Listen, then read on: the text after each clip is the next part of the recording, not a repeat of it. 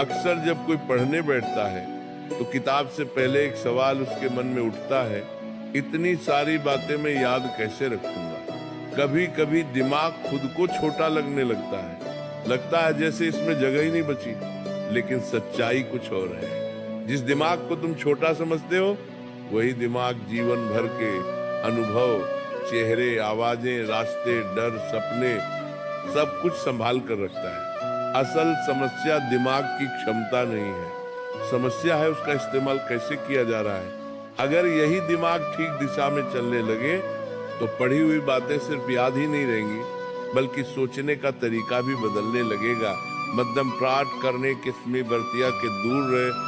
आज की बात कोई चमत्कार नहीं है, ये समझने की बात है।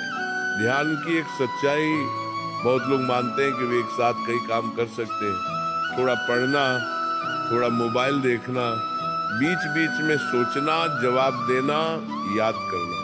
लेकिन दिमाग ऐसे काम नहीं करता। दिमाग एक समय में या तो पूरी तरह मौजूद होता है या बिल्कुल नहीं होता।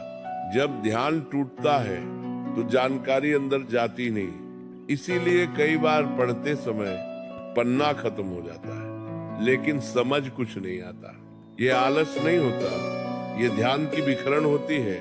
अगर जीवन में किसी भी चीज में गहराई चाहिए तो एक समय में एक ही दिशा चुननी पड़ती है। विचारों की भूमिका।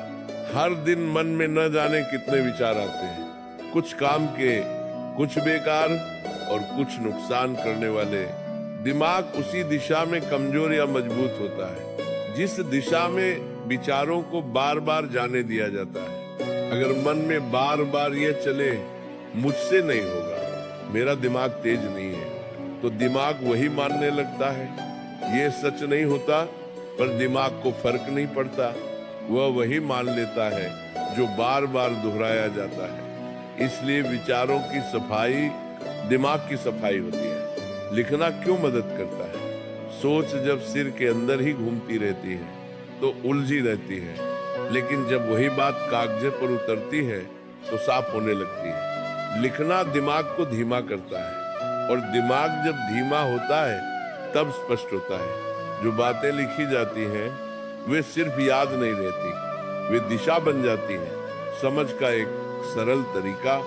जो बात सिर्फ पढ़ी जाती है वो जल्दी उड़ जाती है, जो बात समझाई जाती है वो टिक जाती है।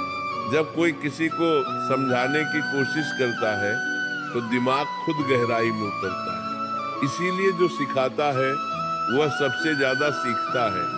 इसीलिए जो सिखाता है वह सबसे ज्यादा सीखता है। शरीर और दिमाग का संबंध, दिमाग अलग से काम नहीं करता, वह शरीर के साथ जुड़ा होता है। जो शरीर सुस्त है उसमें दिमाग तेज नहीं चलता। चलना, खींचना, सांस लेना, ये सब दिमाग के लिए ईंधन है। तदनंतर के जिस दिन शरीर हिलना बंद कर देता है उस दिन सोच भी भारी होने लगती है। दोहराव का सच। अक्सर लोग कहते हैं मैं भूल जाता हूँ, असल में भूल नहीं होती, दोहराव नहीं होता। दिमाग को ये बताना पड़ता है कि कौन सी जानकारी जरूरी है और वो बात दोहराव से समझता है। जो बात समय समय पर लौटती है दिमाग उसे संभाल कर रखता है।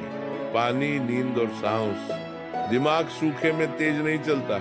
पानी की कमी से सोच भारी हो जाती है, नींद की कमी से ध्यान बिखर जाता है और सांस की गहराई दिमाग की शांति तय करती है। इन तीनों को नजरअंदाज करके तेज दिमाग की उम्मीद करना खुद से झूठ बोलना है।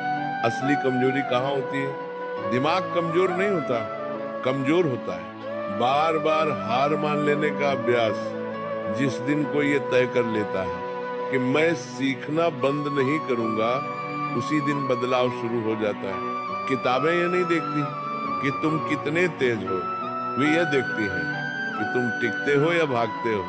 अंत की एक बात, थोड़ा और बैठ जाना। जब मन उठने को कहे थोड़ा और समझने की कोशिश करना। जब लगे कि नहीं होगा, क्योंकि जो आज टिकना सीख गया वही आगे चलकर अलग दिखता है, और जो आज भाग गया वह जीवन भर वजह खोजता रहता है। यही फर्क है।